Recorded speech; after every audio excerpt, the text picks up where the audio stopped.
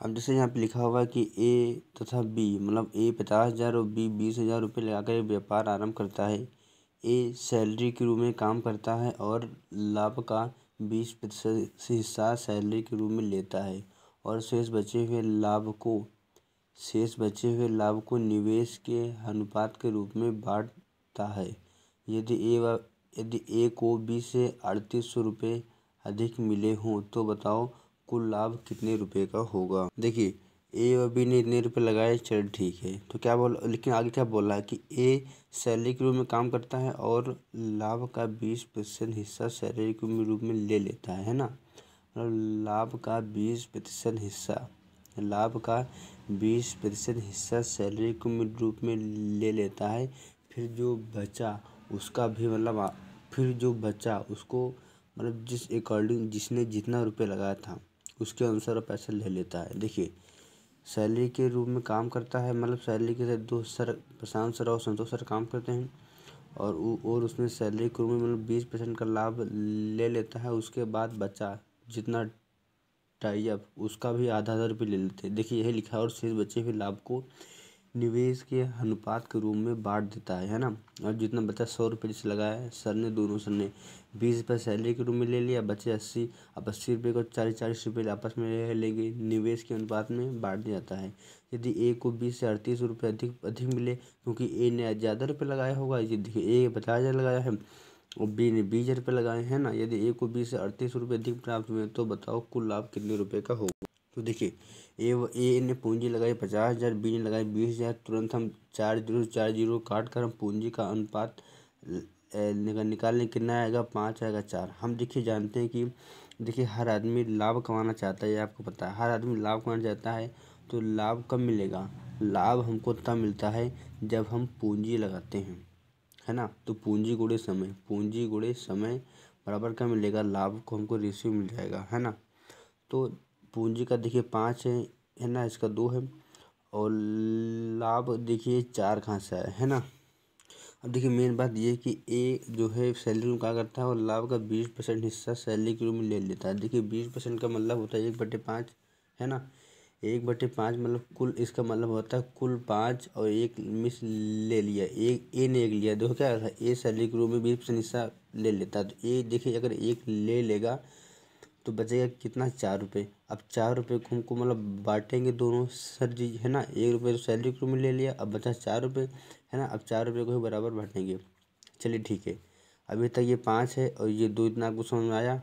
अब ये आपको बताना कि 4 से क्यों गुणा किया, है ना। तो देखिए, ये देखिए 4 आया। अब देखिए 7 और 4 ये हमको बराबर बांटना है। तो अगर 5 और 2 को जोड़ेंगे 7 आएगा और इसको बांटना है 4। अब बराबर बांटना है ना।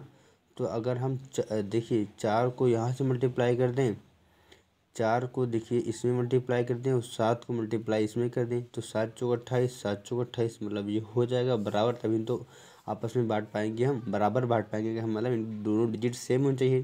तो यहाँ 4 था, यहाँ से 7 कर दिया और यहाँ 7 था तो यहाँ से 4 कर दिया। और जब यहाँ 4 है, इसको देखते हुए हमने 7 से यहाँ मल्टीप्लाई किया, तो चूँकि शुरुआत प्रोसेस यहाँ से, इसलिए सब में 7 से करना पड़ेगा। तो कुल लाभ देखिए ये 5 था, है ना। ए ने 1 ले लिया, अब बांटेंगे कितने रुपये, 4 रुपये। 7 से मल्टीप्लाई किया तो कितना आ गया, 7 चौक 28। चलिए ठीक है, वो सब छोड़ो।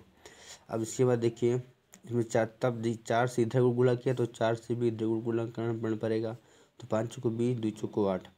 क्योंकि ए ने देखिए 7 रुपये, ए ने ज़्यादा रुपये लगाया था, तो इसलिए ए ने 7 रुपये लाभ सैलरी के रूप में ले लिया। तो ये 20 7 27 हो गया और इसने वैसे ही 8। तो इसमें क्या हुआ कि ए को 20 से 3800 रुपये अधिक प्राप्त हुए। इसमें कितना अधिक प्राप्त हुए, 1900, बल्कि वास्तव में कितना प्राप्त किया, तो 3801 का मान निकाल दिया। हमको क्या निकालना था, बताओ कुल लाभ कितने रुपये होगा। कुल लाभ देखिए सूत्र 35, तो 35 हमारा 7,000 हो गया। देखिए 3 लोग ए बी सी मिलकर एक व्यापार आरंभ करते हैं। ए 80,000, बी 1,20,000 रुपये लगाता है, सी 1,50,000 रुपये लगाता है। ए सैलरी के रूप में काम करता है और कुल लाभ का 12.5% सैलरी के रूप में ले लेता है। यदि ए को लाभ के रूप में 5200 रुपये प्राप्त हुए हों तो बताओ कुल लाभ कितने रुपये का होगा। देखिए तुरंत हमको पूंजी का अनुपात दिया, तो पूंजी निकाल लेंगे, जो कैंसिल हो रहा है कैंसिल कर देंगे, है ना। तो अनुपात कितना आएगा, 8 12 15 आएगा। ए जो है क्या करता है कि ये सैलरी के रूप में कुल लाभ का 12.5% सैलरी के रूप में ले लेता है। 12.5% का मतलब होता है 1/8, 1/8 आ गया। मीन्स ए ने 1 रुपये ले लिया तो कितने रुपये बांटेंगे, यहाँ पे गैप कितने का है, 7 का है। मीन्स 7 रुपये हमको बांटना है ना, कुल लाभ इतना है। अब यहाँ पे देखिए, अगर हम देखेंगे कि यहाँ 7 आया, अब हमको बराबर धन बांटना है सब में। तो 8, 12, 15, 2, 17, 15, 17, 27, 27, 8, 35। अब 35 यहाँ पे है और यहाँ पे 7 है, हमको बराबर बांटना है। तो यहाँ से अगर 5 से मल्टीप्लाई कर दें तो 35 हो जाएगा, है ना। तो 5 से यहाँ क्या, तो 5 तीनों में करना पड़ेगा हमको। चलिए ठीक है, बराबर हो गया।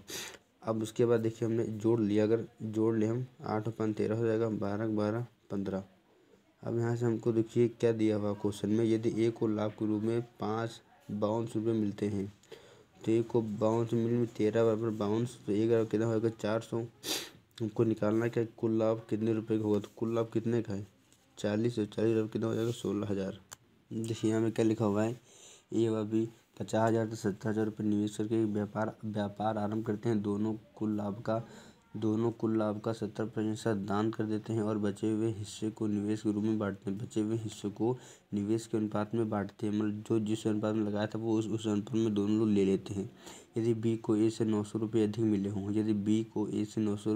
हों, क्योंकि उसने जाहिर सी बात, देखिए बी ने ज़्यादा लगाया था, इसलिए देखिए बी को 900 रुपये अधिक मिलते हैं ना। तो बताओ कुल लाभ कितने रुपये प्राप्त किया होगा।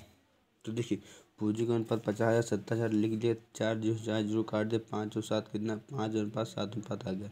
देखिए 70% दान दे दिया, तो बचा कितना, बचा हमारा 30%। अब 30% को हमको बराबर हिस्सों में क्या करना है, बांटना है ना। तो 30% बराबर क्या होता है, 30/100 बराबर 3/10 आ गया। मतलब कि टोटल लाभ जो है, क्योंकि लाभ का अनुपात दिया होता है, ये देखिए कुल लाभ 70% है ना, तो इसलिए लाभ का अनुपात कुल लाभ कितना हो गया, 10 हो गया। 10 में से जो है ना 3 हमको बांटना है, 10 में से 3 बांटना है ना। चलिए ठीक है। उसके बाद देखिए हमने यहाँ पे देखा कि यहाँ पे देखिए कि 7 और 5 कितना हो रहा है, योग 12 हो रहा है, और यहाँ पे कितना हो रहा है 3। तो बराबर करने के लिए बराबर धन बांटना, चूँकि 30% हिस्सा का है ना, 12 है, यहाँ पे अगर 4 से कर दें तो 12 12 बराबर हो जाएगा, है ना। पैसा बराबर हो जाएगा, जो 30% है ये बराबर हो जाएगा हमारा। तो 4 से कर दिया तो 40 में कभी कर दिया हमने, है ना। तो अब उसके बाद देखिए क्वेश्चन बोला कि बी को ए से 900 रुपये अधिक मिले। जो बी है उसको ए से 900 रुपये अधिक मिले, बाकी यहाँ कितने ज़्यादा मिले, 2 ज़्यादा मिला, 2 बराबर 900, 1 बराबर 450। हमको निकालना क्या है कि कुल लाभ कितने का, तो कुल लाभ देखिए कितने का है, 10 चौक 40, तो 40 रुपये निकाल ले, कितना है 18,000 आंसर आ गया हमारा। देखिए ए समानुपाती बी, बी व्युत्क्रमानुपाती 1/c, ए व्युत्क्रमानुपाती 1/d। देखिए जब भी अगर देखिए क्या होता है, समानुपाती होता है ना, तो इसको अपोजिट साइड में लिख देंगे इक्वल में। तो ए बराबर बी देखिए हमने पहले लिख दिया। उसके बाद देखा बी और सी मीन्स एक साथ ही बैठेंगे, मतलब अपोजिट है तो मतलब लड़का और लड़की एक साथ बैठ सकते हैं, है ना। अपोजिट डायरेक्शन अपोजिट है दूसरे जगह, तो बी और सी देखिए एक साथ लिख दिया। उसके बाद देखिए ए और डी एक साथ रह सकते हैं, तो इसलिए ए और डी साथ लिख दिया, है ना।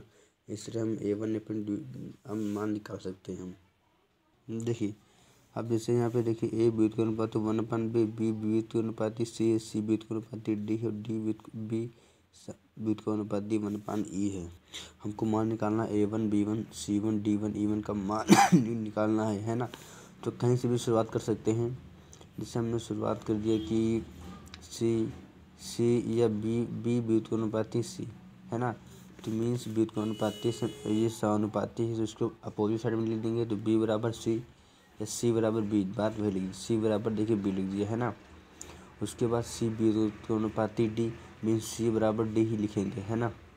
तो सी बराबर डी देखिए उस साइड लिख दिया। उसके बाद क्या कहते हैं, ए और बी एक साथ बैठेंगे, तो ए और बी साथ बैठ गए। डी और ई एक साथ बैठेंगे, तो डी और ई साथ बैठ दिए, है ना। अब जैसे अगर यहाँ पे ये दिया है कि ए समानुपाती बी है, बी समानुपाती सी स्क्वायर है, सी समानुपाती है क्या डी स्क्वायर, अरे वही यहाँ पे लिखा है, और डी जो है समानुपाती ई स्क्वायर। तो A B C D E का मान या संबंध निकालो।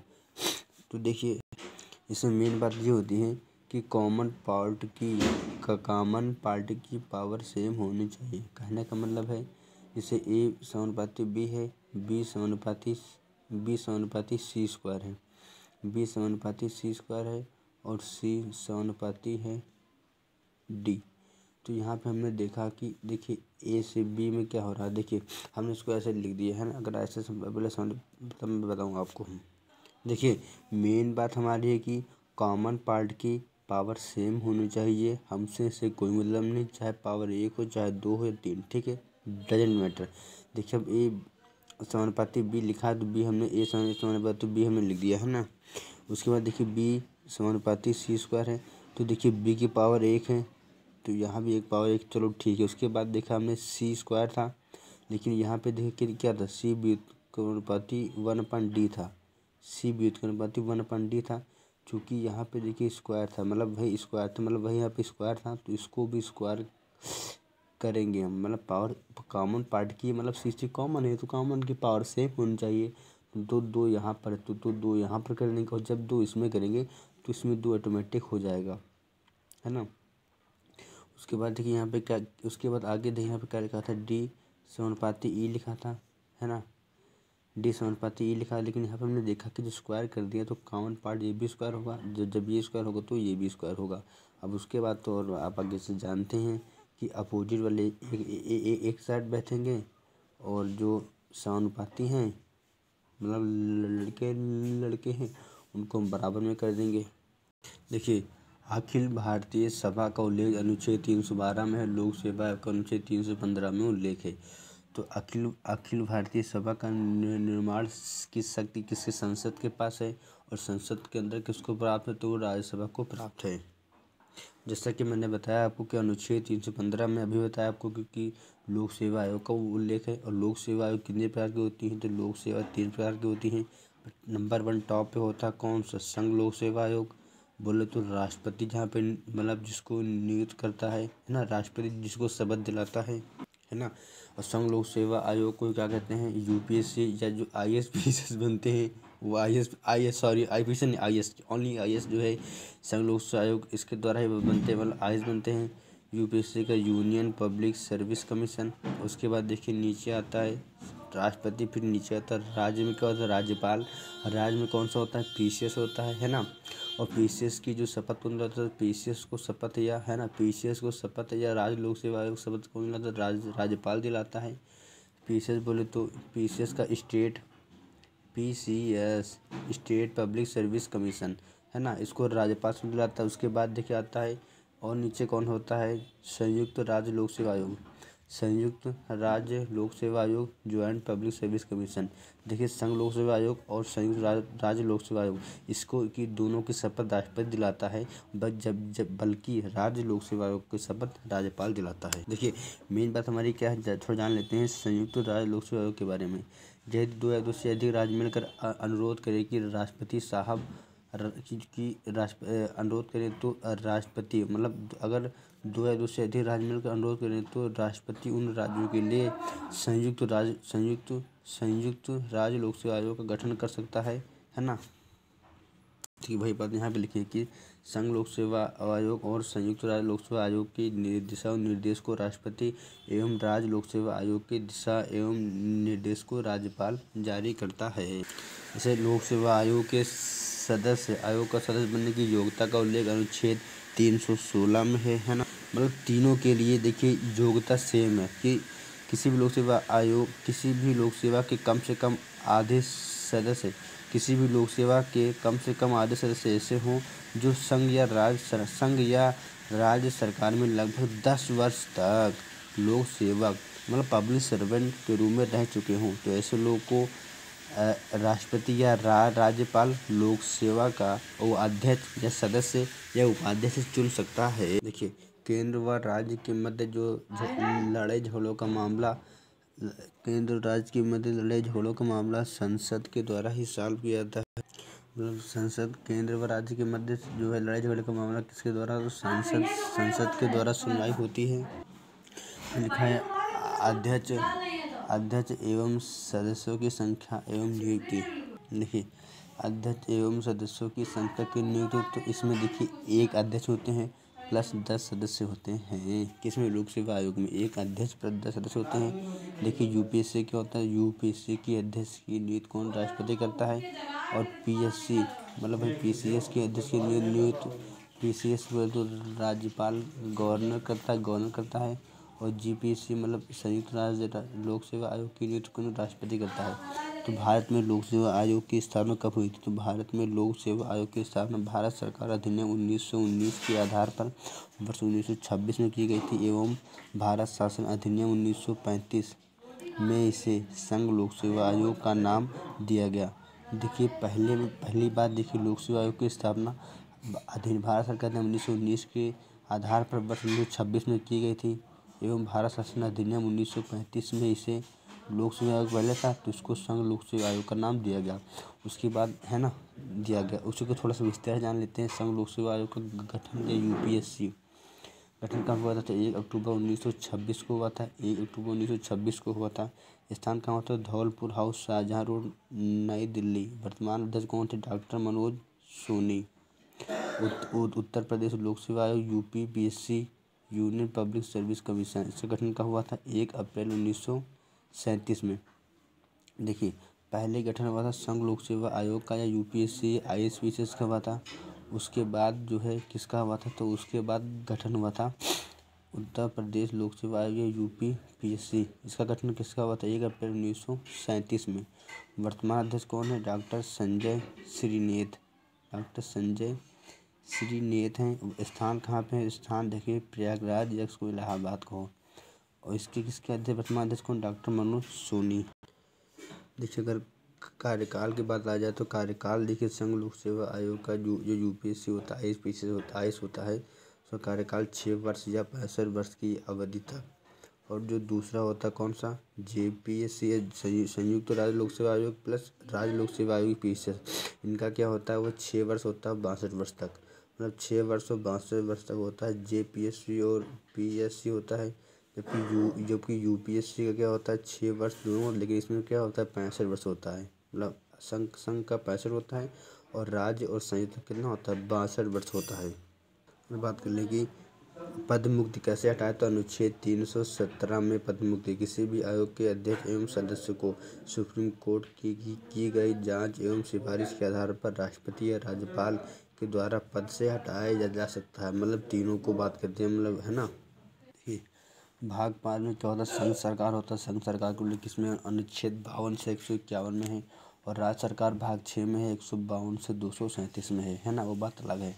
देखिए लोक सेवा आयोग के कार्य क्या है? तो संघ एवं राज्य की सेवाओं में नियुक्तियों के लिए परीक्षाओं का संचालन करना, सिविल सेवा में अनुशासन संबंधी मामलों पर परामर्श देना, राष्ट्रपति एवं राज्यपाल द्वारा निर्देशित किसी अन्य मामले पर परामर्श देना। केंद्र राज्य संबंध का उल्लेख इसमें तो भाग 11 में है। केंद्र राज्य संबंध का उल्लेख सेंटर स्टेट रिलेशन। देखिए इसमें 3 प्रकार की होती है: विधायी संबंध, प्रशासनिक संबंध, वित्तीय संबंध। देखिए विधायी संबंध को क्या कहते हैं? लेजिस्लेटिव रिलेशन, है ना। तो भाग 11 में किसका? विधायी का है। और प्रशासनिक में भी भाग 11 का है। और वित्तीय संबंध किसमें है? वित्तीय संबंध का उल्लेख भाग 12 में है। देखिए विधायी संबंध का उल्लेख अनुच्छेद 245 से 255 45 से 55 है। उसके बाद 56 से 63 256 से 263 और 264 से, मतलब देखिए 245 से 55 आ गया। उसके बाद क्या आता है? 56 आता है। तो 56 से 63 आ गया।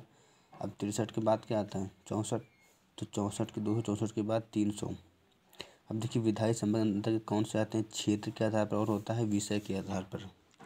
अब जैसे लिखा है क्षेत्र के आधार पर, तो केंद्र या संसद के द्वारा बनाया गया कानून संपूर्ण भारत में लागू होगा, जबकि राज्य के विधानमंडल द्वारा बनाया गया कानून उस राज्य के क्षेत्र में लागू होगा। लेकिन संसद को राज्य क्षेत्रातीत विधान एक्स्ट्रा टेरिटोरियल लेजिस्लेशन की शक्ति प्राप्त है। किसको प्राप्त है? संसद को प्राप्त है। यह अनुच्छेद 345 में कहा गया है कि संसद को राज्य क्षेत्रातीत विधायन की शक्ति प्राप्त है ना। अब राज्य क्षेत्रातीत विधान का अर्थ क्या है? कि संसद के द्वारा निर्मित कानून भारत के बाहर रहने वाले भारतीयों पर भी लागू होगा। आप चाहे यहाँ रहो चाहे अमेरिका में अगर जो नियम मतलब भारत की हो तो 5 लाख रुपए दहेज जहाँ मिलेगा तो 5 लाख रुपए वहीं भी लेना होगा, उससे ज़्यादा नहीं ले सकते आप, उतना ही 5 ही लाख रुपए अब लेंगे। देखिए राज्य क्षेत्रातीत विधायन, राज्य क्षेत्रीय विधायन का सिर्फ संसद के पास है।